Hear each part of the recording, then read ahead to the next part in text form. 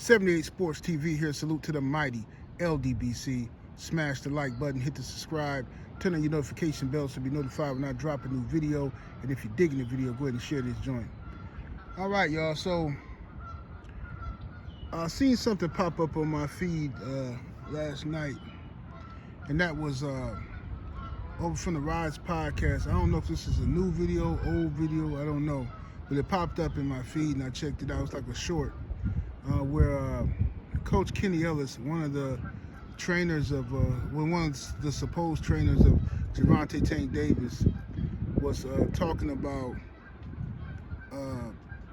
Jaron Ennis and Devin Haney fighting.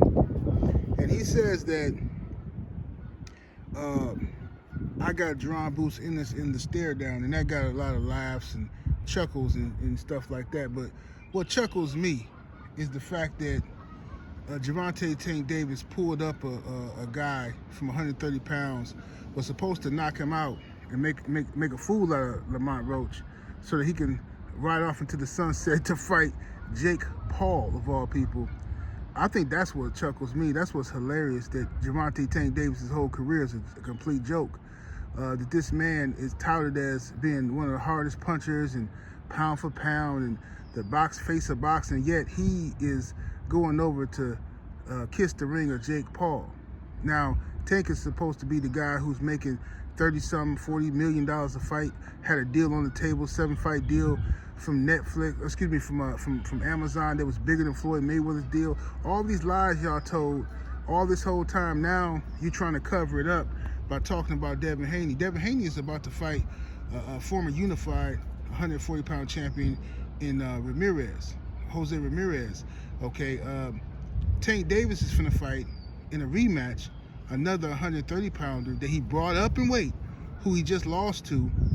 All right, and it's now, instead of trying to clean that up, right, and focusing on that, y'all worried about Devin Haney once again, right? And y'all wonder why I stay cooking Gervonta Tank Davis, because this is what they do. This is what these chumps do. Coach Kenny Ellis, you wasn't even in Tank camp last time. You was running around doing interviews every other day when you was in Tank camp. Then all of a sudden Tank and laid y'all off. You know what I'm saying? He put y'all on unemployment. You and Coach Calvin. And he went down there and he was working with Barry Hunter. Left y'all out to dry. Oh, ain't nothing wrong with it. We still cool with Tank. Hey, me and Tank, we family. We still Barry Hunter. Man, look, that sound good. I know what it looked like when a woman leave out the house and go live with her mama. You can say whatever you want. We still good. No, we still good. No, she finna go take care of mama for a little while. Man, shut up. Go tell some fool that. I know what time it is. It's trouble in paradise. You know what I'm saying? Gervonta Tank Davis' team is in shambles. What kind of fish was that? Gervonta Tank Davis' team is in shambles right now. All right? We don't know who's gonna be in this corner. Then they talking about he down there training with somebody else in Florida. You know, what's going on? What's going on? You know what I'm saying? Coach Kenny Ellis turned into a YouTuber. How you go from being in Tank Davis' corner to being a YouTuber, trolling and harassing young Devin Haney instead? But y'all won't never raise your hand and say, yo, we want Devin Haney next. Yeah, we tired of all this Devin Haney hype. We finna go whoop him. You want Jaron Ennis to do something that y'all was supposed to have done, right? Y'all was supposed to have done it at 135. Now, and you've been hoping and praying and wishing that Devin Haney will run into Ennis. Well, it looked like Devin Haney might run into Ennis, and it's because Devin Haney is seeking greatness. Devin Haney then went from 135 pounds undisputed, something your chump ain't never gonna do. Never gonna do it. You heard what I said. Tank Davis will never and could never become undisputed at 135. That's facts, because he gonna have to go through Shakur Stevenson, Keyshawn Davis, and he ain't gonna do it. He too soft. He ain't never gonna do it. Listen here. I said what I said. He's incapable and he won't do it, ever. Right? So Devin Haney was undisputed at 135, became champion at 140, right? Now he's going to 147, right? So he's striving for greatness. right? Striving for greatness, challenging himself, doing what real champions supposed to do, right? Because Devin Haney, let me tell you something. He ain't got to fight he ain't got to fight Jose Ramirez. That's a tough out. Devin Haney could easily fight Mario Barrios. This is what upset me when people try to say, oh, where Oscar De La Hoya said some mess about, oh, Devin and Bill, they had no option. They're on our card because they had no option. They begged Turkey, and they had no option. First of all, they had plenty of options. They could have fought on Black Prime, and they could have fought Mario Barrios. And Devin Haney is the #1 contender for Mario Barrios' WBC title. Those fights were on the line. Those fights were available. Devin Haney chose the tougher route, like he always do. And you know, it's frustrating because sometimes I wish he would take some light work. But he choosing the tougher route. That's what he's choosing to do. Because he wants his get back from Ryan Garcia. So he's going through the steps that's necessary for him to get that get back from Ryan Garcia cheating him. Meanwhile, Gervonta Tank Davis, somewhere talking about he need counseling, he need therapy, this and that. He's saying everything, but he want to fight Devin Haney. He ain't never gonna fight. Look, all you Tank fans that's been on this internet for years, making excuses for why Tank ain't fighting Devin Haney, right?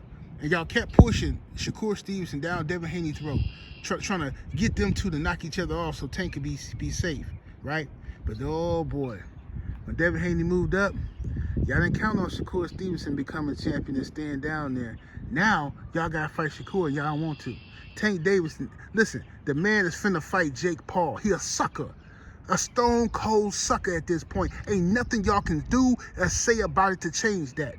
Unless you just go ride with whatever he do. And I think that's what y'all gonna do.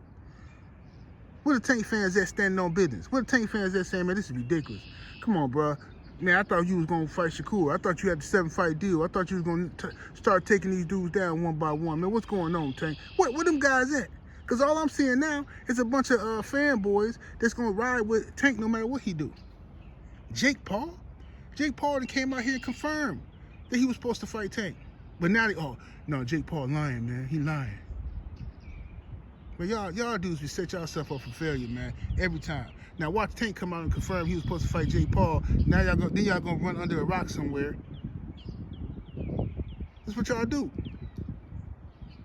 So instead of Coach Kenny going on these internet shows, still worried about Devin Haney and worried about Jaron Ennis, worried about your boy. He got a whole plate. His plate is full. He got a Thanksgiving dinner on the table with Lamont Roach. That's what he got.